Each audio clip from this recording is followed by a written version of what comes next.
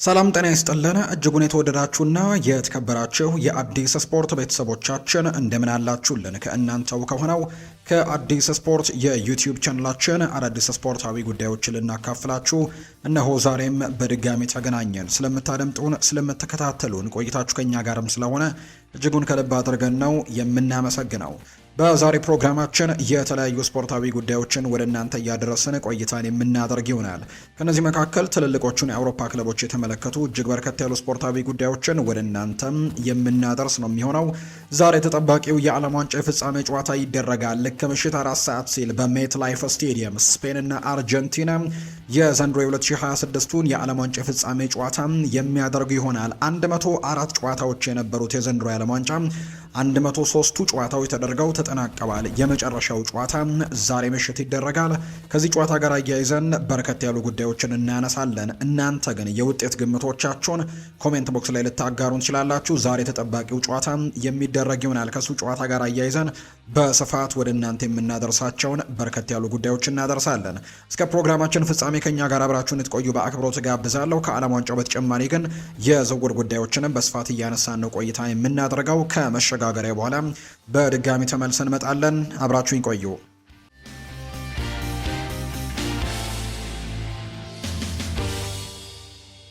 የዓለም ዋንጫ ጉዳዮችን በማስቀደምን ጀምር።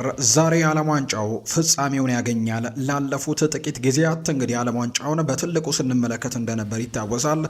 ከ4 ዓመታት በኋላ እንግዲህ የሚመጣ ውድድር እንደሆነ ይታወቃል። ዓለማችን ላይ በጣም በትልቁ ከሚጠበቁ ውድድሮች መካከል የዓለማችን ትልቁ የስፖርት ውድድር በማለትም በርካቶች የሚጠሩት የዓለም ዋንጫም ዛሬ ምሽት በኒውዮርክ ሜት ላይፍ ስቴዲየም በሚደረገው ጨዋታ ፍጻሜውን ያገኛል ተብሎ ይታሰባል። በፍጻሜው መርሃ ግብር ስፔን እና አርጀንቲና ከምሽቱ 4 ሰዓት ጀምሮ ተጠባቂ ጨዋታቸውን የሚያደርጉ ነው የሚሆነው። ፍጻሜው የአውሮፓ ሻምፒዮኗን ስፔንን ከደቡብ አሜሪካ ሻምፒዮኗ አርጀንቲና ጋር የሚያፋልም ጨዋታ ይሆናል ተብሎ ይጠበቃል። ይሄ ጨዋታ በመደረግ ነው እንግዲህ የዛሬው ጨዋታ የዓለም ዋንጫ የፍጻሜ ጨዋታ የሚደረገው። በዓለም ዋንጫው በ7 ጨዋታዎች አንድ ግብ ብቻ ያስተናገደችው ስፔን ከ16 ዓመት በኋላ ለሁለተኛ ጊዜ ዓለም ዋንጫን ለማሸነፍ ነው ወደ ሜዳ የምትገባው። የዛሬ 16 ዓመት 2010 በእኛው አፍሪካ ላይ በተደረገው በሳውዝ አፍሪካ በተደረገው የዓለም ዋንጫ ላይ ሻምፒዮን እንደነበረች እናስታውሳለን እና ከዛ በኋላ ድጋሚ ሻምፒዮን ለመሆንና በአጠቃላይ በውድድሩ ላይ ሁለተኛ ሻምፒዮንነቷን ለማግኘት ነው ዛሬ የምትፋለመው። በአንጻሩ አርጀንቲና በኮከቧ ሊዮኔል ሜሲ እየተመራች የመጨረሻው የዓለም ዋንጫ ጨዋታ እንደሆነ ቢነገርም የዓለም ሻምፒዮና ክብራቸውን ለማስጠበቅ ነው ዛሬ ፍልሚያቸውን የሚያደርጉት። ሁለቱ ሀገራት በፊፋ ወቅታዊ ወርሃዊ ደረጃ አንደኛና ሁለተኛ ደረጃ ላይ የተቀመጡት። አርጀንቲና አንደኛ ደረጃ ላይ ተቀምጣለች።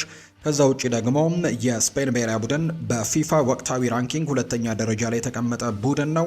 ዛሬ ትልቁ ጨዋታ ይጠበቃል። ስፔን በቀላሉ አርጀንቲናን ታሸንፋለች ብሏል ሮናልዶ ሉዊስ ናዛሪዮ ደ ሊማ ነው ይህንን ሀሳብ የተናገረው። ታሪካዊው የቀድሞ የብራዚላዊ የፊት መስመር ተጫዋች ሮናልዶ ሉዊስ ናዛሪዮ ደ ሊማ ፍጻሜውን ስፔን ታሸንፋለች ሲል የተደመጠው። ስፔን በቀላሉ ታሸንፋለች የሚለው ሮናልዶ ስፔን እና ፈረንሳይ እኔም ወዳቸው ብሔራዊ ቡድኖች ናቸው ሲል ይናገራል። አያይዞም በሚያስደንቅ እግር ኳስ ስፔን ታሸንፋለች፣ በዓለም ዋንጫው ላይ ብቻ ሲያሳዩን የነበረው የጨዋታ መንገዳቸው አይደለም በማለትም ነው የቡድኑን የጨዋታ መንገድ የሚያወድሰው። ለረጅም ጊዜ ይህንን የጨዋታ መንገድ መከተላቸውን ያነሳው ሮናልዶ አርጀንቲና ከመመራት ተነስታ ስፔንን ታሸንፋለች የሚል እምነት የለኝም፣ ምክንያቱም ስፔን ሙሉ ጨዋታውን ኳሱን ስተቆጣጥራ ስለምትጫወት የማጥቃት እድልን ጭምር አይሰጧቸውም ሲልም ነው የተናገረው። ይሄ የዓለም ዋንጫ ለአርጀንቲና ስኬታማ ነው። አስገራሚ ውጤቶችን ከመመራት ተነስተው አሳይተውናል። ሊዮኔል ሜሲ በዓለም ዋንጫ ውብ ታሪኮችን እየጻፈ ነው። ነገር ግን የዛሬውን ጨዋታ ግን ስፔን የምታሸንፍ ይመስለኛል ሲል ነው ሮናልዶ ሉዊስ ናዛሪዮ ደ ሊማ ብራዚላዊው ተጫዋች ሀሳቡን የሰጠው። የዓለም ሻምፒዮኗ አርጀንቲና ኮከብ የሆነው ሊዮኔል ሜሲ ከዛሬ ምሽቱ የዓለም ዋንጫ ፍጻሜ ጨዋታ በፊት መልእክቱን አስተላልፏል። ሜሲ ባስተላለፈው መልእክትም ያለፉትን ዓመታት ያሳለፍናቸው ቆንጆ ጊዜያት ምክንያቱ ዋንጫ ማሸነፋችን አልነበረም። ከዚህ ቡድን ጋር አብሮ ማሳለፍ፣ አብሮ መፋለምና በእያንዳንዱ ጉዟችን መደሰት ልዩ ነበር ብሏል። ሜሲ የቡድኑን ሁሉም አባላትን ሲያመሰግን ብሔራዊ ቡድኑን እንደ ቤተሰብ እንድንሆን ለሰሩ ሁሉ አመሰግናለሁ። ዛሬ ውጤቱ ምንም ቢሆን ይሄ ቡድን አስቀድሞ የማንረሳው እና ማንም የማይሰርዘውን ታሪክ የጻፈ ብሔራዊ ቡድን ነው ሲል መልእክቱን አጋርተዋል። በተጨማሪም ወይም ደግሞ በመጨረሻም ሊዮኔል ሜሲ ቫሞስ አርጀንቲና ሲል ነው መልእክቱን እንዳገባደደ ጭምር የተመለከት ነው። የዓለም ዋንጫ ፍጻሜ ዛሬ ምሽት የሚያስተናግደው የሜት ላይፍ ስቴዲየም ከፍተኛ ጥበቃ ይደረግለታል ተብሎ ይጠበቃል። የአሜሪካው ፕሬዝዳንት ዶናልድ ትራምፕ መገኘትን ተከትሎ እያንዳንዱ ሁነቶች ላይ እንግዲህ ጥብቅ ክትትሎች ይደረጋሉ ተብሏል። በምሽቱ የፍጻሜ መርሃ ግብር ከፍተኛ ባለስልጣናቶች ይገኛሉ። የስፔን አምስተኛው ንጉስ ፊሊፔ፣ የስፔን ጠቅላይ ሚኒስትር ፔድሮ ሳንቼስ፣ የስፔን ስፖርት ሚኒስትር ሚላግሮስ ቶሎን፣ የስፔን ባህልና ስፖርት ዋና ጸሐፊ የሆኑት ማኑኤል ዩርቢስ ጨዋታውን በስቴዲየም ይታደሙታል ተብሎ ነው የሚጠበቀው።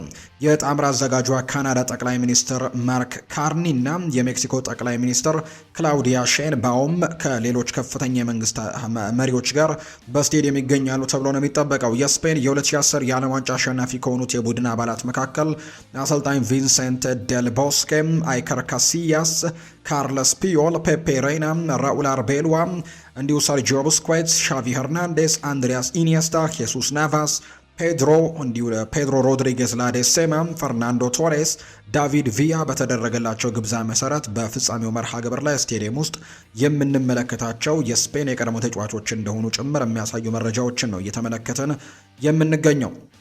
የልጅ ልጄ ጎል ካስቆጠረ ብዙ ነገሮችን ያደርጋለሁ ብለዋል የላሚን ያማል ሴት አያቱ ናቸው።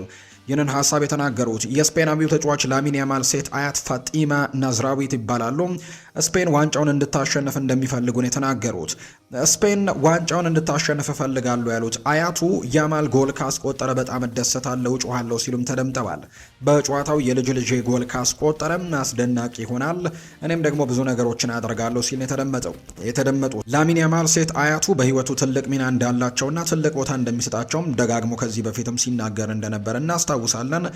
ፋጢማ ናስራዊ እንግዲህ ሞሮኮዊ ሲሆኑ እንደ አውሮፓውያኑ አቆጣጠር 1991 ነበር በስደት ወደ ስፔን እንዳመሩ ይፋ የተደረገው። ዛሬ ስፔን እንድታሸንፍ ትልቅ ፍላጎት እንዳላቸው ነው የተናገሩት። ሜሲ በእግር ኳስ ታሪክ ምርጡ ተጫዋች ነው ብለዋል የባርሴሎና እግር ኳስ ክለብ ፕሬዝዳንት የሆኑት ዮሃን ላፖርት ናቸው።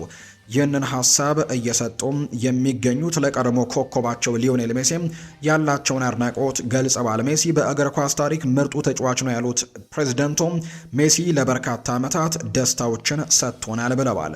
የአሁኑ የክለባቸው ኮከብ ላሚን ያማልንም ሲያወድሱ ያማልንም ማቆም ከባድ ነው፣ የፍጻሜው ጨዋታ የእሱ እንደሚሆን ተስፋ አደርጋለሁ ሲሉ ተናግረዋል። ዮሃን ላፖርት ከላማሲያ አካዳሚ የተመረቁ ሁለት ተጫዋቾችን መካከል አንዳቸው የዓለም ሻምፒዮን መሆን በመቻላቸው ብቻ ኩራት እንደሚሰማቸው ጭምር ነው የተናገሩት። የትኛውም ቢያሸንፈው ሲሉ ይናገራሉ። በዓለም ዋንጫ አሸናፊ ለሚሆነው ሀገር ከሚሰጠው የዋንጫ ሽልማት በተጨማሪ የግል ሽልማቶችም በዛሬው መርሃ ግብር ላይ በትልቁ በጉጉት ይጠበቃሉ። ለምሳሌ ያክል የውድድሩ ኮከብ ግባግቢ፣ የውድድሩ ኮከብ ግብ ጠባቂ የሚለው ሽልማት፣ የውድድሩ ኮከብ ተጫዋች፣ የውድድሩ ኮከብ ወጣት ተጫዋች ሽልማትም በርካቶች በጉጉት የሚጠብቋቸው ሽልማቶች ናቸው። የኮከብ ግባግቢነቱን ለማሸነፍ ኬሊያን ምባፔና ሊዮኔል ሜሲ ትልቅ አጓጊ ፉክክር እያደረጉ ነው የሚገኙት። እርግጥ ነው ትናንትና ኬሊያን ምባፔ 2 ጎሎችን ማስቆጠሩን ተከትሎ የጎል መጠኑን 10 አድርሷል። በአንጻሩ ሊዮኔል ሜሲ 8 ግቦችን ያስቆጠረውና ቢያንስ የግድ 2 ጎሎችን ማስቆጠር ይኖርበታል ከኬሊያን ምባፔ ጎሎችን ለማስቆጠር። ከዛ በኋላ ግን የሚታዩ ነገሮች አሉ። ለምሳሌ ያክል የአሲስት ቁጥራቸው የሚታይ ነው የሚሆነው። አሁን ባሉበት ደረጃ ከተመለከተን ኬሊያን ምባፔም 4 አሲስቶችን አድርጓል በዚህ ውድድር ላይ። ሊዮኔል ሜሲም በተመሳሳይ 4 አሲስቶችን ያደረገው በዚህ ውድድር ላይ። ስለዚህ ዛሬ ሊዮኔል ሜሲ ለምሳሌ 2 ጎሎችን የሚያስቆጠር ከሆነና 10 ጎሎች ላይ የሚደርስ ከሆነ ነገር ግን ምንም አይነት አሲስት የማያደርግ ከሆነ ሁለቱም ተጫዋቾች ኬሊያን ምባፔም ሊዮኔል ሜሲም ተመሳሳይ 10 ጎልና 4 አሲስት ላይ ይሆናሉ። ከዛም አነስተኛ ጨዋታ ያደረገ ወይም ደግሞ አነስተኛ ደቂቃዎችን ያሳለፈ ተጫዋች ነው ሽልማቱን እንደሚያሸንፍ ይፋ የተደረገው። በዚህ መሰረት ሊዮኔል ሜሲ 2 ጨዋታዎች ላይ በተለይ ከስዊዘርላንድ ጋር በነበረው ጨዋታ፣ ከዛ ውጭ ደግሞ ሌላኛው መርሃ ግብር እንዲሁ ከኬፕ ቨርድ ጋር በነበረው ጨዋታው ወደ 120 ደቂቃዎች ሄደው ስለነበር ምናልባት ከፍ ያለ ደቂቃዎችን ሳይጫወት እንዳልቀረ የሚያሳዩ ቁጥሮች ናቸው ያሉት። ስለዚህ ዛሬ ምናልባት ሊዮኔል ሜሲም ለማሸነፍ 2 ከዛ በላይ ጎሎችን ማስቆጠር ይኖርበታል ተብሎ ነው የሚጠበቀው። አጓጊ ፉክክር ይሆናል ተብሎ ግን ይጠበቃል። ሊዮኔል ሜሲ በምሽቱ ጨዋታ ጎል የሚያስቆጠር ከሆነና በርከት ያሉ ጎሎችን ማስቆጠር የሚችል ከሆነ የኮከብ ግባግቢነትም የኮከብ ተጫዋች ሽልማትንም ሊወስድ የሚችልበት እድል ሰፊ እንደሆነ እየተነገረ ነው። የወርቅ ጓንቱን ለማሸነፍ በዓለም ዋንጫው 1 ጎል ብቻ ያስተናገደው ስፔናዊ ግብ ጠባቂ ኡናይ ሲመን ቀዳሚ ምርጫ ሊሆን እንደሚችል እየተነገረ ነው። በአንጻሩ የታዳጊዎቹን ሽልማት ወይም ደግሞ የውድድሩ ምርጥ ተጫዋች ሽልማትን የ19 ዓመቱ ላሚን ያማል የማሸነፍ እድሉ በጣም ሰፊ እንደሆነ የሚያሳዩ ግምቶች ናቸው በትልቁ እየወጡ የሚገኙት። የከፍተኛ ግብ አስቆጣሪነቱ ጉዳይ ግን ምንም የተለየለት ነገር እንደሌለና የተረጋገጠ ነገር እንደሌለው የሚያሳዩ መረጃዎችን ነው በትልቁ እየተመለከትን የምንገኘው። ሌላኛው የዓለም ዋንጫ ተፎካካሪ ለመሆን የግብ ጠባቂዎች ጥሩ እንቅስቃሴም ትልቅ ሚና ይጫወታል ተብሎም ይጠበቃል።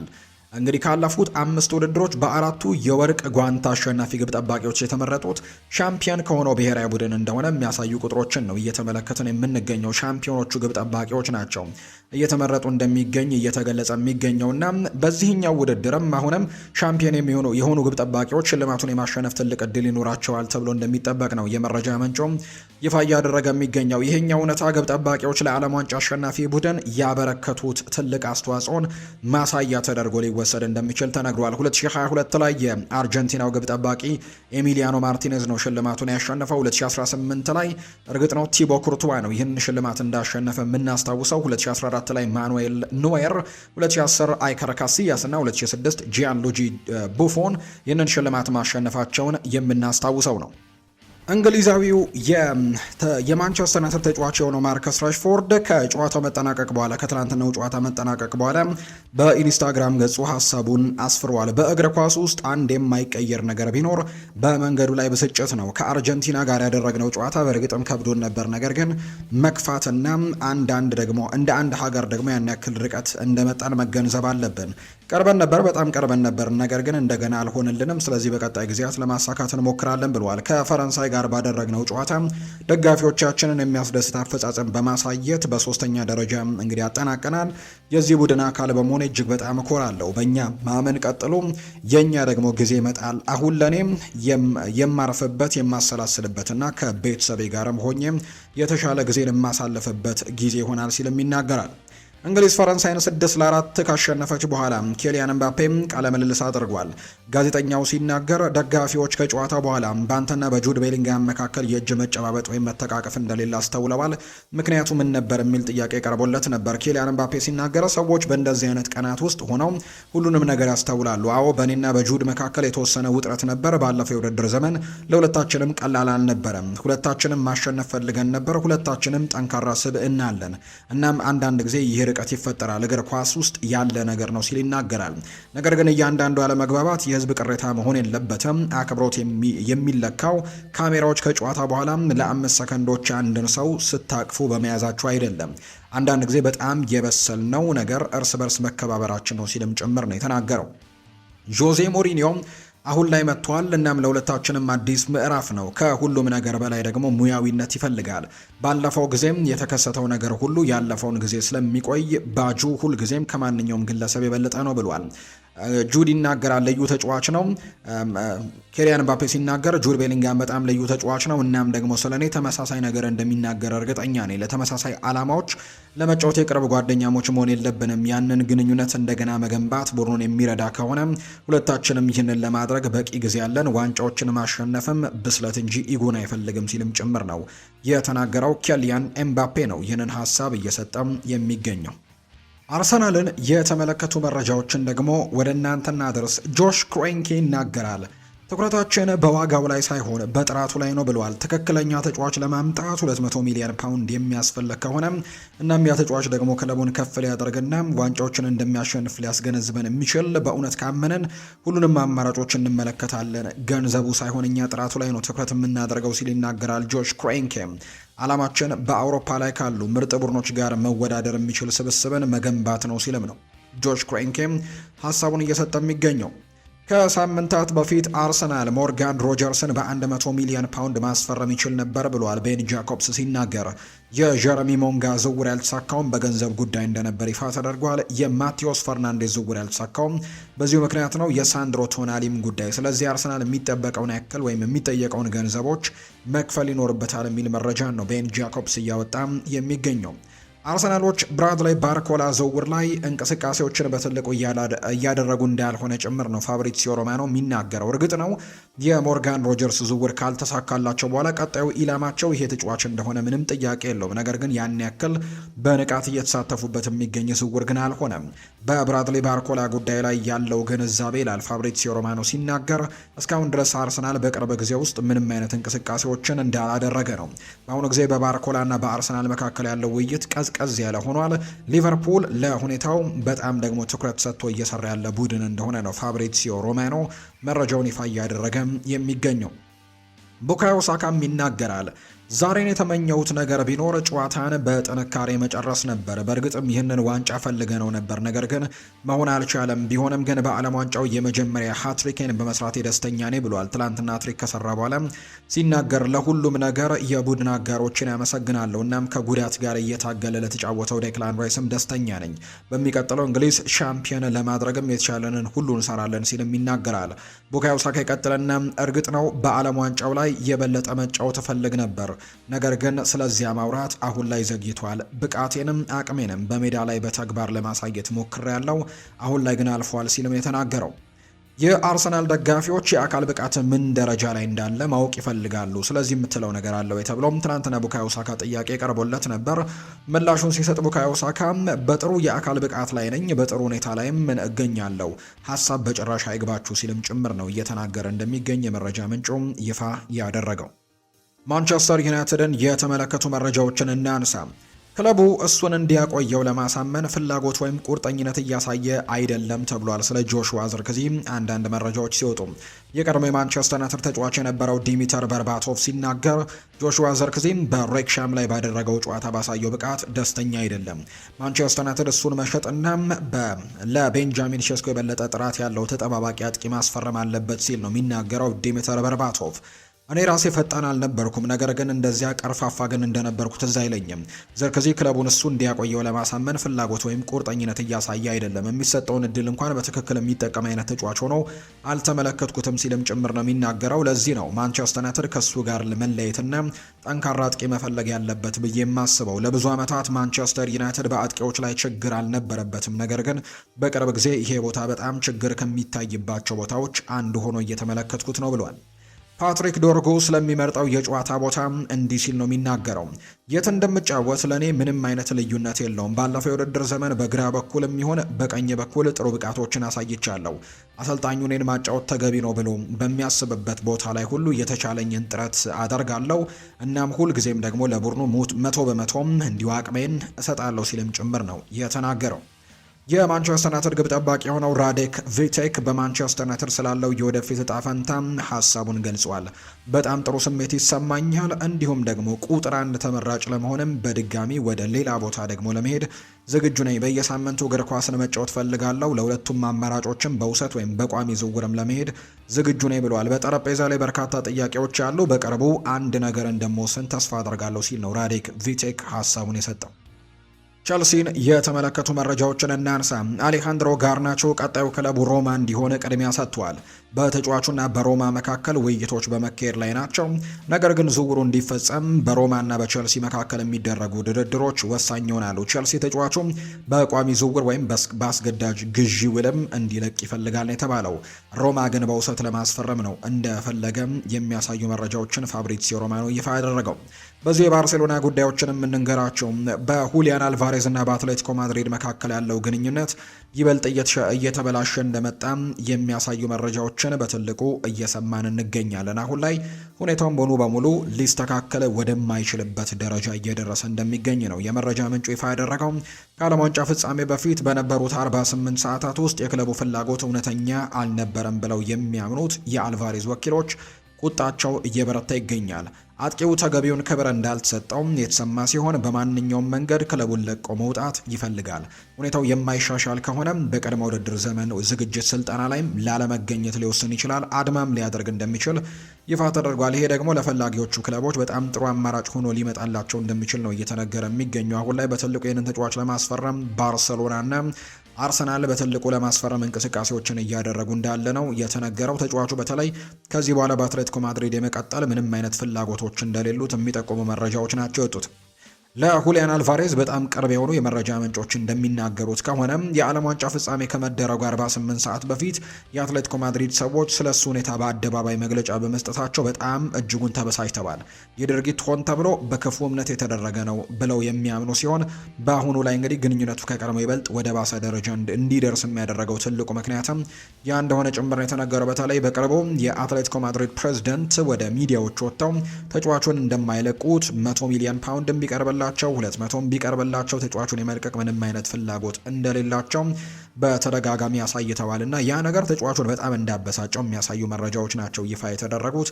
በዚህ ምክንያትም በጣም ብስጩ ሆኗል የሚሉ መረጃዎች ይፋ ተደርገዋል። ስለዚህ አሁን ላይ ለመልቀቅ ሁሉንም ጥረቶች እንደሚያደርግ ጭምር የሚያሳዩ መረጃዎች ናቸው እየወጡ የሚገኙትና በቀጣይ ወይ አርሰናልን አሊያ ደግሞ ባርሴሎናን የመቀላቀል እድሉ በጣም ሰፊ ነው ተብሏል። ተጫዋቹ እርግጥ የመቀላቀል ፍላጎቱ ወደ ባርሴሎና እንደሆነ ይነገራል። ነገር ግን አሁንም ቢሆን ዝውውሩን ለማድረግ ግን አርሰናል በገበያው ላይ እንዳሉ የሚያሳዩ መረጃዎች ናቸው ይፋ የተደረጉት። ፓሪስ ሳን ዠርሜን በዚህ ክረምት ከብራድሌ ባርኮላ ሽያጭ ከ70 ሚሊዮን ዩሮ በላይ እንደሚያገኝ እርግጠኛ ናቸው። ተጫዋቹ ለሽያጭ ቀርበዋል። ባየር ሚኒክም በአሁኑ ጊዜ እሱን ለማስፈረም በሚደረገው ፉክክር ውስጥም እንዳሉበት ጭምር ይነገራል። ነገር ግን አርሰናልም ሊቨርፑልም የዚህ ተጫዋች ፈላጊዎች እንደሆኑ የሚያሳዩ መረጃዎች በተደጋጋሚ ጊዜ እየወጡ ነው። ነገር ግን ተጫዋቹን ለማስፈረም ከፍተኛ ጥያቄዎች ይመጣሉ ተብሎ ይታሰባል። አስቶን ቪላ ተጫዋቹን ዋጋ ለመቀነስ ፍቃደኛ ስላልነበረ ለሮጀርስ የተጠየቀው ዋጋን በተመለከተ በአርሰናል በኩል አንዳንድ ክፍተቶች ነበሩ። ይህም አዲስ ነገር አይደለም፣ ምክንያቱም አርሰናል ቀደም ሲል ኦሌ ዋትኪንስን ለማስፈረም በተደረገ ድርድር ተመሳሳይ ችግር ገጥሞት ነበር። እናም በኤዝሬል ኮንሳ ላይ ፍላጎት አላቸው። ነገር ግን የአስቶን ቪላ ባለቤቶች ደግሞ ናሴፍ ሳዊሪስ እና ደግሞ ዌስ ኤደንሰን ደግሞ አቋማቸውን አጥብቀው እንደቀጠሉ እንደሚገኝ ነው የመረጃ ምንጮም ይፋ እያደረገ እንደሚገኝ ዘገባው የጠቆመውና አርሰናሎች በቀጣይ ተጫዋች ላይ ትልቅ እንቅስቃሴዎችን ያደርጋሉ ተብሎ ነው የሚታሰበው። ኒኮላ ጃክሰን በአስተን ቪላ ፍላጎት ውስጥ ቢኖርም ነገር ግን በቼልሲ መቆየትና ቻቪ አሎንዞን ማስደመም ይፈልጋል። በቀጣይ በፕሪሲዝን ወቅትም ያንን ነገር ለማድረግ ትልልቅ እንቅስቃሴዎችን ሊያደርግ እንደሚችል የሚጠቁሙ መረጃዎች ናቸው በይፋ የተገለጹት። የተወደዳችሁና የተከበራችሁ ቤተሰቦቻችን ለዛሬ ያዝንላችሁ አዳዲስ ስፖርታዊ ጉዳዮቻችን እነዚህን ይመስላሉ። ስላደመጣችሁን፣ ስለተከታተላችሁን፣ ቆይታችሁን ከኛ ጋርም ስላደረጋችሁ እጅግ ከልብ አድርገን ነው የምናመሰግነው። ፉአድ ባሮ የዛሬውን ፕሮግራም እየመራው ከእናንተ ጋር ቆይታን አድርጌያለሁ። የተለያዩ ርዕሰ ጉዳዮችን ያካፈልንበት የዛሬ ፕሮግራማችን ይህንን ይመስል ነበር። ቆይታችሁን ከኛ ጋር ስላደረጋችሁ ከልብ አድርጌ ያመሰገንኩኝ። በቀጣይ ፕሮግራሞቻችን መልሰን እስክንገናኝ ድረስ መልካም ጊዜ፣ መልካም ቀን እንዲሆንላችሁም ነው በአክብሮት የምመኘው።